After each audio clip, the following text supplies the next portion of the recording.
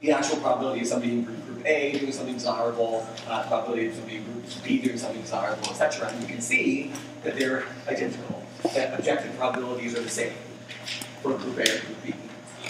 However, when people estimated the probability, right after having been exposed to them, for group A, they're pretty accurate, but look what happens for group B. For group B, they overestimate the likelihood that they'll engage in undesirable behaviors and underestimate the likelihood that they'll engage in desirable behaviors. So this is a bias. People are not remembering what they've learned objectively. They are instead deciding that group B is more negative, even though there's no objective evidence for that. One other piece of evidence from the same study showing the same pattern. After making their estimates for what they remembered was the frequency of positive and negative events, the subjects were asked to make trait ratings about the personalities of people in the two groups. And again, the objective evidence is you have no evidence. As far as you know, the two groups are identical in terms of their personality.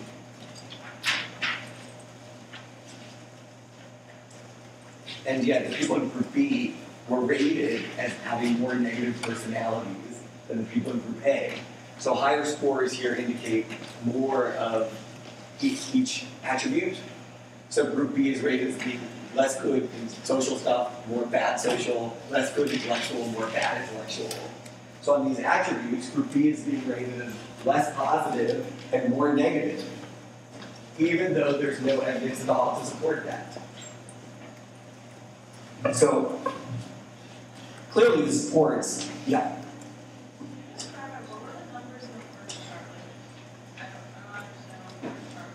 The first chart is the objective information.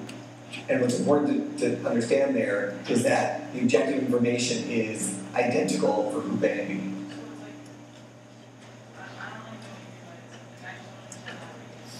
The way to read it is that each number, each item is a statement. It's either positive or negative about either group A or B.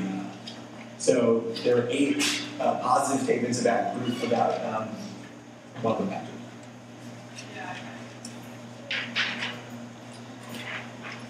So each is a statement. So there are 18 positive statements about group A, 9 positive statements about group B, 8 positive statements, 8 negative statements about group A, and 4 negative statements about group B. The point is that the number of statements is the ratio is the same for both groups. So that's why I have no information. So the fact that people make frequency judgments and personality judgments that suggest a more negative evaluation of group B, that is not supported by the statements that they've read and the objective information. So, yeah. So it's only based on the fact that they're in the minority. Right, and so the only way to explain it then is through shared distinctiveness. That people are putting together 2 distinctive groups, being in group B and doing negative things. Those are both distinctive, they're both unusual. And people seem to put together naturally, automatically, a connection between these 2 that doesn't exist. So this is supportive of that theory. But it's important for that reason. It's also important because it's pretty dramatic, I think, to illustrate that people can develop basically stereotypes in the absence of any objective data. In the real world, if you can't do this experiment, we imagine that stereotypes develop based on no data. But in the lab, you can do it, and here we see it. Stereotypes have developed about group B, the minority group, even in the absence of any objective information about the stereotype. But the way that happens is consistent with shared distinctiveness. There's evidence also from, in abnormal psychology about those sort of correlations. People see relationships between behaviors and diagnoses that don't exist. It's not just a prejudice thing, but we do seem to have this automatic tendency to see a connection between things that are unusual and groups that are unusual, and particularly negative behaviors in minority groups. Yeah? Say it again. That would be the argument of shared distinctiveness. That they're a smaller group, so they're distinctive in terms of their size, they're minority, and undesirable things are also distinctive. So you put together the minority group and the unusual behaviors. Yeah? Is it possible that it works the other way? That if for some reason they made, in this case, they make desirable traits more distinctive, even though that's not the way. this clearly wasn't intended to be real world. They're trying to control the information. But I think it's interesting that it didn't benefit the majority group. It only hurt the minority group. I'm not sure if that's what you're asking though. But if you made the desirable actions the distinctive ones. Right. In theory, that should work too, and that would be a way where positive stereotypes develop. But they didn't do that in the original study. Yeah.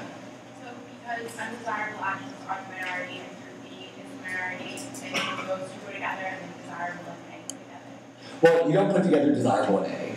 So it's not like you bump up desirability. You don't see any relation. You don't see any necessary relationship.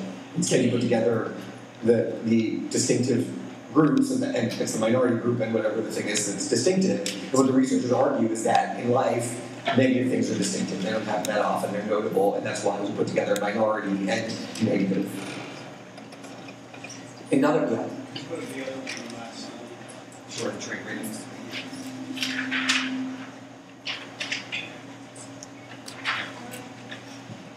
So, another approach that social cognitive researchers have proposed for how stereotypes can develop is what's known as outgroup homogeneity. And it's not really a mutually exclusive argument. It's another way that stereotypes can develop without any supporting evidence. The basic idea of outgroup homogeneity is that we tend to have stereotypes about groups that we are not members of.